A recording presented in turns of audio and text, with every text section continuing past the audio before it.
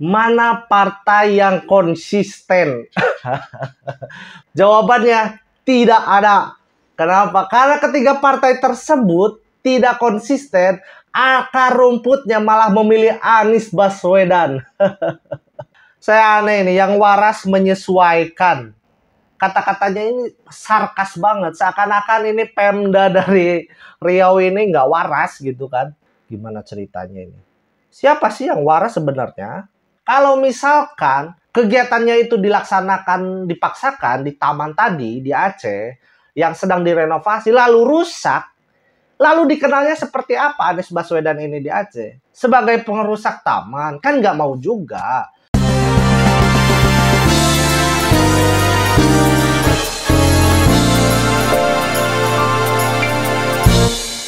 Assalamualaikum warahmatullahi wabarakatuh. Selamat datang di video saya kali ini dan selamat datang kembali di channel Catatan Isu, tempat di mana saya mencatat dan berperspektif terhadap isu. Sahabat-sahabat, kembali lagi di video saya ya. Karena sempat kemarin saya nggak upload video karena ada beberapa masalah di komputer saya, di handphone saya.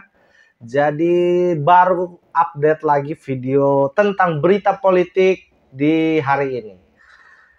Oke, pembahasan kali ini ada dua berita yang hangat yang akan kita perbincangkan di dalam konten kali ini, sahabat-sahabat. Yang pertama ada berita tentang pertemuan ketiga Ketua Umum Partai KIB, Koalisi Indonesia Bersatu. Ada Golkar, ada PAN, dan ada P3. Lalu berita yang kedua yang akan saya bahas yaitu soal Anies Baswedan. Lagi-lagi Anies Baswedan. Memang kalau bercerita soal Anies Baswedan ini tidak pernah ada habisnya. Selalu ada saja berita-berita yang menarik untuk kita perbincangkan. Jadi kita tidak akan perlu lama-lama lagi basa-basi, kita langsung saja baca beritanya. Jadi ini berita yang pertama. Trio Ketum KIB dinner di Menteng malam ini, ada apa? Iya, ada Julhas, ada Erlangga, ada Mardiono, Ketua Umum PLT yang kemarin didapatkan dari Munas luar biasa atau yang sering biasa kita sebut KLB. Nah, teman-teman, kalau kita analisa dari ketiga partai ini, mana partai yang konsisten? Jawabannya tidak ada. Kenapa? Karena ketiga partai tersebut tidak konsisten, akar rumputnya malah memilih Anies Baswedan. Dilihat Golkar yang pertama kali dengan Go Anies, lalu disusul oleh P3 dengan Forum Ka'bah, lalu yang ketiga Amanat Indonesia terakhir-terakhir ini deklarasi mendukung Anies Baswedan. Saya juga kurang paham kenapa ketiga partai ini memasang dua kaki. Ini kan heran. Kalau mereka elektabilitas partainya bagus, kenapa ada akar rumputnya yang mendukung calon di luar partainya? Itu kan aneh ya. Berarti ada yang salah di dalam partainya. Tapi kita tidak akan membahas itu. Kita akan membahas pertemuannya. Jadi kita akan baca. Untuk pertemuan dinner Ketum Partai Golkar, Ketum PAN, Ketum P3 yang didampingi oleh koordinator salah satu restoran di Menteng sekitar pukul 19.00 WIB, diperkirakan waktu acara 1 jam. Acara silaturahmi biasa saja sambil diskusi ringan terkait langkah KIB ke depan, kata Ketua DPP P3 Ahmad Baidowi atau Awi saat dikonfirmasi. Nah, Awi tidak membantah informasi menyebutkan pertemuan nanti bersifat penting bagi KIB. Kalau ketum-ketum bertemu tentu bobotnya lebih dibanding pertemuan sekretaris fraksi. Ada yang aneh, ada yang aneh. Saya melihat kalau saya menganalisa ini adalah sindiran. Ini adalah sindiran. Kenapa sindiran? Beberapa hari waktu lalu Anies Baswedan itu mengadakan pertemuan kecil dengan tim-timnya. Ada perwakilan dari Nasdem, ada perwakilan dari PKS, juga ada perwakilan dari Demokrat yang makan-makan di restoran Padang. Mereka itu bukan ketua-ketua partai yang makan-makan di sana. Ada sekretaris kalau nggak salah, terus ada Dewan Syuro, PKS. Nah, di sini Awi itu menyindir. Kalau ketum-ketum bertemu tentu bobotnya lebih dibanding pertemuan sekretaris fraksi. Ya mungkin arahnya bukan ke sana, saya hanya menganalisa saja, menduga saja. Saya berperspektif terhadap apa yang disampaikan oleh Awi. Selanjutnya, setelah pertemuan tersebut, ada pers conference yang Julhas sebut KIB mirip tim Piala Dunia. Jangan merasa kecil sebelum tanding. Kalau dilihat-lihat, kenapa dia merasa kecil? Padahal kan kalau misalkan dijumlahkan, suaranya itu kan sudah 20% lebih. Artinya bisa mencalonkan presiden, bisa sepasang gitu ya. Dan kita lihat ada yang lucu sebetulnya dari kata-kata Julhas ini. Kita baca. Jepang, yang warnanya biru kayak PAN bisa menang lawan Jerman. Iya memang, kemarin menang kan. Arab Saudi yang warna hijau kayak P3 bisa menang lawan Argentina 2-1. Lalu ya kalau Brazil menang kan wajar. Yang warnanya kuning memang sudah besar duluan. jadi jadi memang kalau dari segi suara pilpres kemarin, dari suara partai kemarin, itu Golkar itu di urutan ketiga setelah PDI dan Gerindra.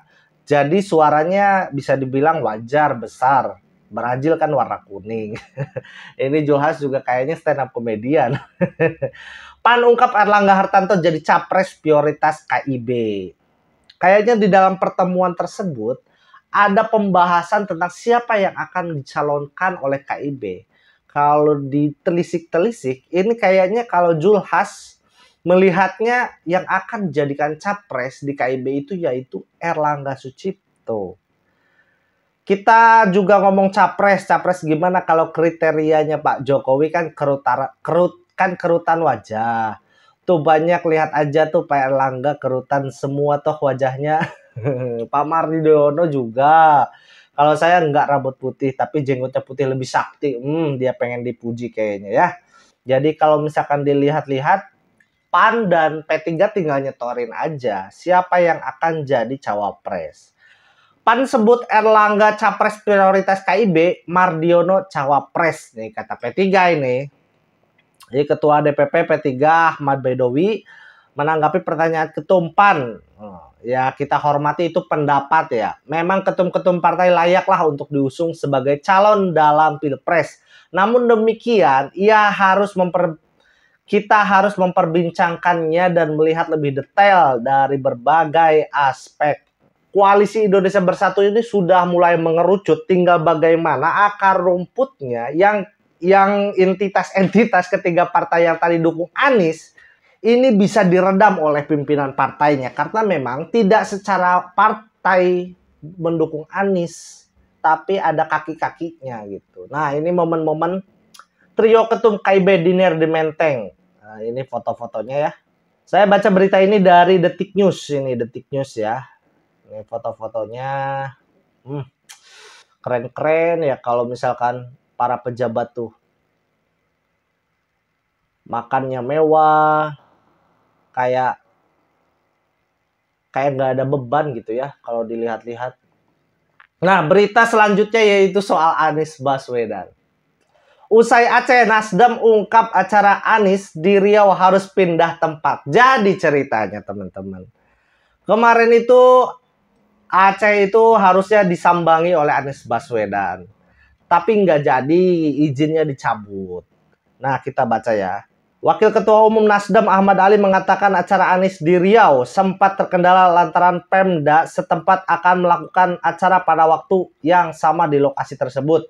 Ali mengatakan pihaknya tak mau mengubah lokasi acara Anies yang semula direncanakan. Nggak ada pencabutan izin lokasi, ada lokasi yang kemudian kita rencanakan kegiatannya, tapi ternyata Pemda juga melakukan hal yang sama, kegiatan itu biasa aja, jadi yang waras menyesuaikan. Jadi saya aneh ini, yang waras menyesuaikan. Kata-katanya ini sarkas banget, seakan-akan ini Pemda dari Riau ini nggak waras gitu kan. Sebetulnya kalau misalkan kita lihat secara objektif gitu kan, mereka itu kan mengajukan permohonan untuk mengadakan kegiatan di lokasi A. Nah, kegiatan lokasi A itu sudah ada jadwalnya. Sudah ada kegiatannya oleh Pemda. Terus kenapa diajukan di tempat itu yang sama, di tempat yang sama? Gitu. Ya pasti nggak diizinin Pemda lah. Aneh-aneh aja. Masa kegiatan yang sudah disusun oleh Pemda tiba-tiba harus udah ganti dulu kegiatannya, ganti aja sama Anies lah kan? Gimana ceritanya ini? Siapa sih yang waras sebenarnya? Harusnya Nasdem sendiri yang sadar diri, kegiatannya ya jangan di tempat yang sudah ada, kegiatannya misalkan di DPC Nasdemnya. Itu kan bisa, kenapa harus di tempat yang sudah ada? Nah, ini diketahui acara Anies di Aceh yang akan diadakan hari Sabtu ini juga mengalami kendala. Pasalnya, Dinas Kebudayaan dan Pariwisata Disbudpar Aceh mencabut izin penggunaan Taman Ratu Safiatuddin Banda Aceh untuk kegiatan Anies. Jadi, sebelum Riau harusnya ke Aceh dulu.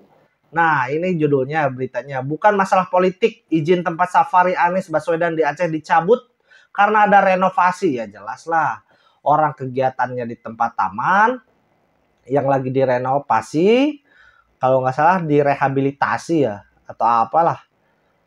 Dalam masa perawatan gitu. Jadi ceritanya begini teman-teman. Kalau kita lihat track recordnya Anies itu kan kemarin di Ciamis juga ramai kan ya. Jalan santainya ribuan. Kalau kita lihat juga ribuan. Nah, mungkin pemerintah Aceh itu melihat antusiasme masyarakat yang banyak. Takutnya ini merusak taman yang lagi direnovasi. Kenapa sih nggak positive thinking itu loh. Tim-tim Anies itu. Kenapa harus menyalahkan Pemdanya?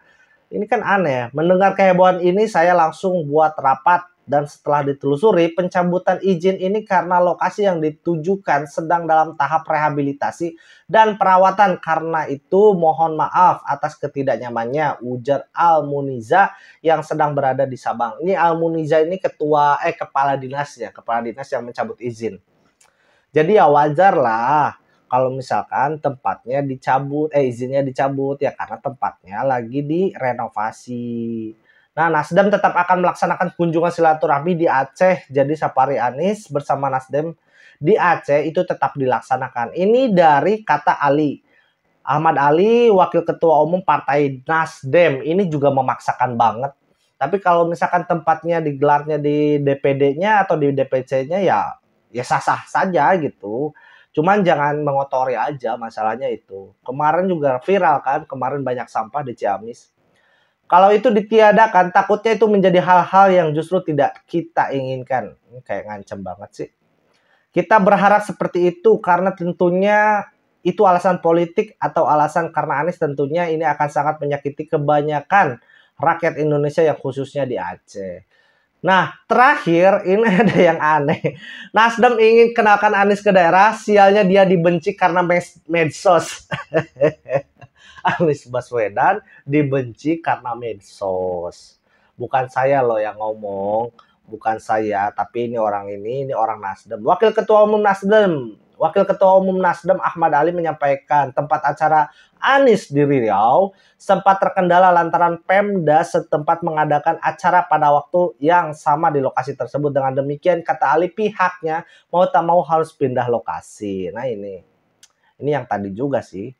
Anies kalau insya Allah akan maju sebagai capres kan masyarakat harus mengenalnya kan. Jadi setelah masyarakat mengenal Anies kan silahkan nilai mau benci ke mau apa. Ini kami sialnya ini Anies dibenci tapi tidak dikenal karena berita-berita di medsos. Hei Bapak Ketua Fraksi Nasdem DPR, Bapak itu harus berpikir. Kan Bapak mau mengenalkan Anies Baswedan ke masyarakat. Ya minimal harus dipersiapkan dengan matang segala sesuatunya, infrastrukturnya. Kalau misalkan kegiatannya itu dipaksakan di taman tadi di Aceh yang sedang direnovasi lalu rusak, lalu dikenalnya seperti apa Anies Baswedan ini di Aceh? Sebagai pengerusak taman, kan nggak mau juga. Jadi baiknya pindahkan saja tempatnya. Itu saran saya. Mau dipakai atau enggak ya silahkan. Daripada dikenalnya sebagai pengrusak taman kan gak enak juga ya. Itu aja mungkin untuk berita kali ini. Selanjutnya tunggu saja untuk updatean berita selanjutnya. Jadi jangan lupa subscribe dulu. Dan teman-teman, saya ini bukan buzzer ya. Kemarin banyak yang komen saya ini buzzer. Saya bukan buzzer. Saya kritik apapun berita yang muncul di akhir-akhir pekan ini. Mau Anies, mau PKB, mau PDI, mau Golkar. Kalau beritanya tidak sepemahaman dengan saya, ya maaf, saya kritik ya. Ditutup. Wassalamualaikum warahmatullahi wabarakatuh. Bye.